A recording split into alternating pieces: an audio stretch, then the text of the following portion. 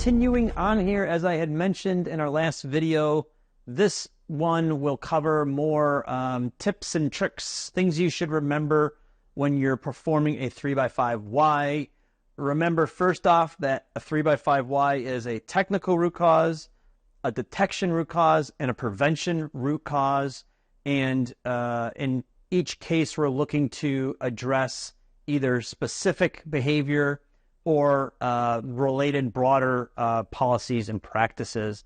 One thing I think I want to go back and point out for you is never forget the therefore logic. We should be able to take our 5 whys, drill down, and then go back up again. And so let me just flip to our technical root cause. So that's kind of the easiest one to think about.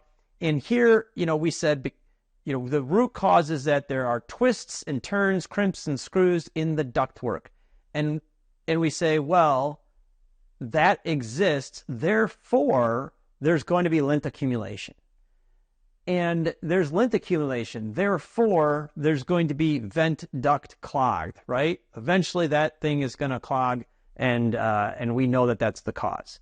And if it's clogged, therefore, heat will not escape, therefore, the dryer will shut off when we hit 150 degrees. So that's a really important tip to keep in mind, and we don't always do a good job of going back and applying that therefore logic. So I wanted to point that out to you here.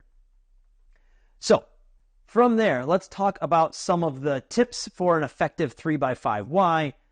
Some of these things I've already touched on, but I just want to give you some examples. Leverage the experience of cross-functional team. We haven't actually talked quite as much about that.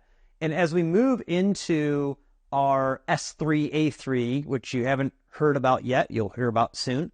But as we move into that, we're going to talk about the need to have a good cross-functional team and make sure it's not just you solving the problem, but you're solving the problem with your group.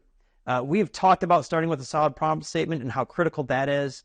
We've talked about making sure it's clear that we're investigating the difference between our expected performance and our current performance. Remember, that should be embedded inside of the problem statement.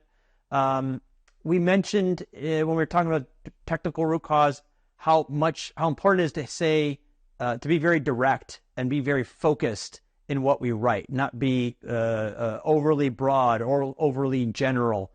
Make sure we're very specific and direct. We mentioned that, and you saw in our technical root cause, we talk about quantification, specific reference values that help us better understand where the problem is, where the problem is not.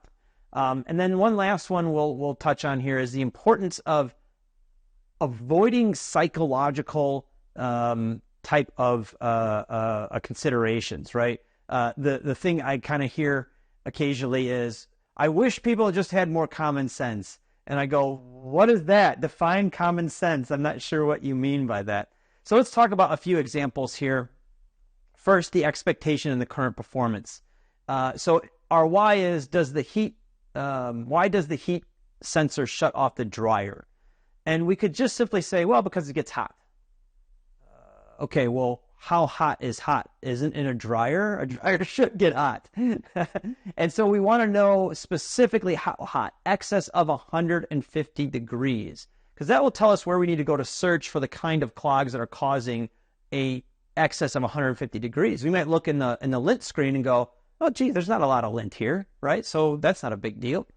But we may have to go look further and go, oh, wait a second. Now, once we go into the piping, gosh, there's a lot of lint back there. That could be causing an excess of 150 degrees. So being specific around that gap between the expectation and the current performance is very important. Focus on the problem and speak in direct causes. I love this one. Why did lint accumulate in the ductwork? I've heard the same kind of thing in many different ways. Well, our dryer produces a lot of lint, tons of it. That has to go somewhere. So it passes by a filter because that has a gap in it. Plus, I'm wondering if the screen isn't dense enough. So we've put a whole bunch of different thoughts, some of them really general and not related, in here, rather than focusing on a specific, concise thought. Because there are many turns, crimps, screws in the ductwork. That's clean, simple. I can fit it into my head real nicely. This other statement, there's a whole bunch of stuff in there, and I have to read it 3 or 4 times to go, what are they really trying to say? Okay, so the way we write these things is really important. It's not just get it on paper, check the box, move on. No, no, no. Think about how clear is that statement that I wrote. And if it's not something like what we have here, there are many turns, crimps, screws in the ductwork that inhibit flow. You probably need to take another shot at that statement and make it more concise. Start with a solid problem statement. You know, my dryer keeps shutting off. That's no good. I used to work at a lawn service, and people would drop broken equipment off on the maintenance guy's table, and they'd write very illustrative things like broken on it. And it would drive him nuts because he's like, what's broken? Is it not turning on? Is there some functionality that's not working out anymore? Is it leaking gas? Like, what's actually broken? So be specific. Help the person understand what is the problem really, not just, oh, it just keeps shutting off. Use numbers. Numbers help us illustrate the magnitude of the issue. So the dryer was a little hotter than 150 degrees. Well, how much a little hotter? 100 degrees a little hotter? 15 degrees a little hotter? That may change the way I contain the problem. If it's really, really hot, I'm going to probably just stop using that dryer altogether. If it's just kind of going a little bit higher, then they may have some time to figure things out. So the more that I can use some quantification, some reference values, the better I can understand how I need to react to the problem. And then finally, steer clear of psychological considerations. This was the one I touched on at the end. Behaviors, feelings, thoughts, attitudes, individuals involved, of the individuals involved when the problem occurred. And sometimes we see, like I said, we see, oh man, people need to use common sense. Well, I don't know what that means. In this case, we could say, well, I did not know the lint was accumulating in the dryer. That's an honest statement. And I didn't know because I didn't pay attention. And I didn't pay attention because I was careless. So what are we going to do? Hire careful people? That sounds nice. Yeah, we should hire careful people, of course. But that's not specific enough that I can really act on it and ensure that people are being careful. What I prefer to say is, I didn't check. I have no check in there for lint accumulation. I don't have a regular check. And I need to, right, my countermeasure is I need to install that check. So avoid, people were careless, people were sloppy, people were lazy, and think about what in the system allowed us to behave that way, such that we're now trying to deal with this issue. The last just couple statements here, and we'll get more into the solving when we get to the S3A3 problem-solving process. But there's 3 levels of solving that we should think about. One is a containment.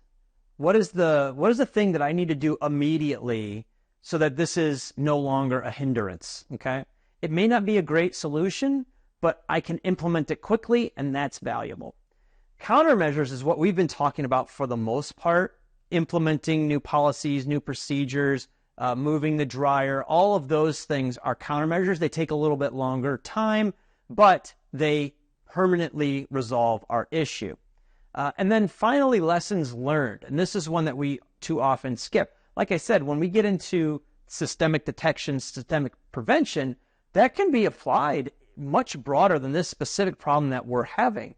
And so lessons learned is taking that systemic learning and going, where else should we be making sure that we're getting permits? Where else should we make sure that we're doing checks? Where else do these solutions apply? And let's go apply them there. So lessons learned are really powerful. In our example here, a containment example would be run the dryer for less than an hour at a time. Okay? Not a great solution because I'm going to have stuff that needs more than an hour to dry, and I'm going to end up having to do this over days. So that's no good in the long run. But in the short run, it's going to allow me to use the dryer. A good countermeasure for the technical root cause would be relocate the dryer for more direct venting. So that's going to take more time than the containment, but it's going to fix it for good. a countermeasure for the detectable root cause, regularly inspect the ductwork and remove lint. Even after I make this change, I probably still should, just from a safety perspective, continue to check that the venting is working well and I'm not building up lint. And then from a preventable root cause, make sure that I'm obtaining the right permits in order for me to ensure the inspection goes well. The inspection occurs, and anything that I'm doing, again, if I'm putting in a new bathroom, I'm putting in a deck, make sure that I'm always obtaining the right permit. That's a good broader countermeasure. And then a lessons learned is always ensure I understand standards and requirements when engaging in repair work. Vehicles, electronics, whatever, across the board. That's a lessons learned. I could tell my friends, right? I could tell somebody who's about to do a project so that they don't make the same mistakes that I did. And hopefully they don't have to go through the pains that I went through. So that's it. I just wanted to really go deeper into 5 whys to help you understand 3 by 5 whys. Our tool supports this, so you can utilize our existing tool to capture the systemic root causes. And then from here, we're going to start to tie this into an A3 problem-solving process that puts everything together and gets us to these countermeasures. Okay? So thank you very much for listening, and hope to see you again soon.